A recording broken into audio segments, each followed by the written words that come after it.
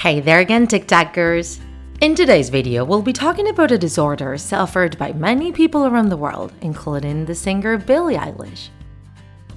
Tourette Syndrome, or the Syndrome of Gilles de la Tourette. Are you familiar with its symptoms? If not, today we'll be taking a closer look at them. Tourette syndrome is a neurological disorder characterized by repetitive motions and undesired sounds which cannot be controlled easily. People who suffer from this syndrome experience tics such as blinking repeatedly, shrugging involuntarily, and making weird sounds. Just so you get an idea, tiktakers, having a tic is similar to having the hiccups.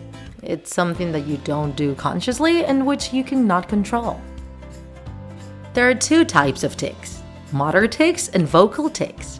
Motor tics are body movements such as shaking an arm, while vocal tics are sounds the person produces with their voice, which can go from humming to clearing one's throat and saying words. People who suffer from Tourette syndrome can experience different kinds of tics at the same time. Depending on each case, those tics can be simple or pretty complex, which will directly impact the quality of life of the person experiencing them. Among the most complex tics are self-harming actions which can put the person's well-being in danger, such as hitting their head against a wall involuntarily. Two of the most known tics, although not the most common, are Coprolalia, which is when people involuntarily say swear words and insults, as well as echolalia, which is when people can't stop repeating words or phrases from other people. These tics can deeply affect the social relationships and the very self-esteem of people who suffer from Tourette syndrome. This is because in many cases, society in general doesn't know how to deal and interact with people like this, making them feel outed and rejected. Their tics may seem like funny moments when we see them from the outside, but if you were to put yourself in their shoes, you would understand they cannot control them. The symptoms of this disorder start when the person is a 5 to 10-year-old child. At first, they usually get motor tics occurring in the area of the head and neck and gradually get worse until adolescence. Men are between 3 and 4 times more likely to suffer from this disorder than women, and it is believed that in adolescence the symptoms decline. Although in times of anxiety and stress, the symptoms can get worse. Nowadays, Tourette syndrome has no cure, but several treatments do exist which can help people suffering from this disorder control their tics.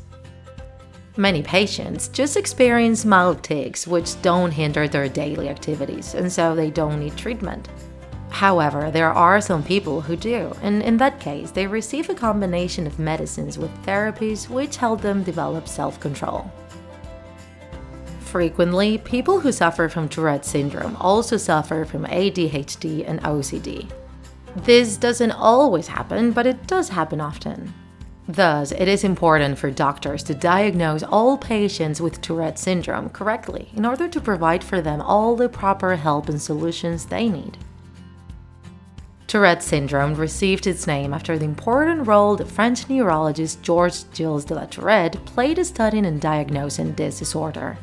And starting in 1890, following the guidelines established by the professor Jean-Martin Charcot, Georges never stopped investigating this pathology and discovered fundamental revelations about it.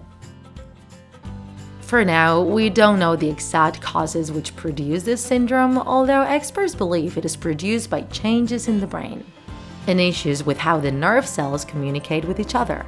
In any case, this condition also has a high genetic component, which means it could also be a hereditary disorder. As you can see, tiktakers, there are many issues surrounding this syndrome which are yet to be solved. However, what's important for now is being familiar with the symptoms so that if you know or meet someone who suffers from this disorder, you can help them feel more welcome and accepted. After all, empathy is fundamental for all of us to experience happy lives. If you enjoyed this video, don't forget to like it, and if you want to see more Draw My Life videos, subscribe to our channel. See you in the next episode!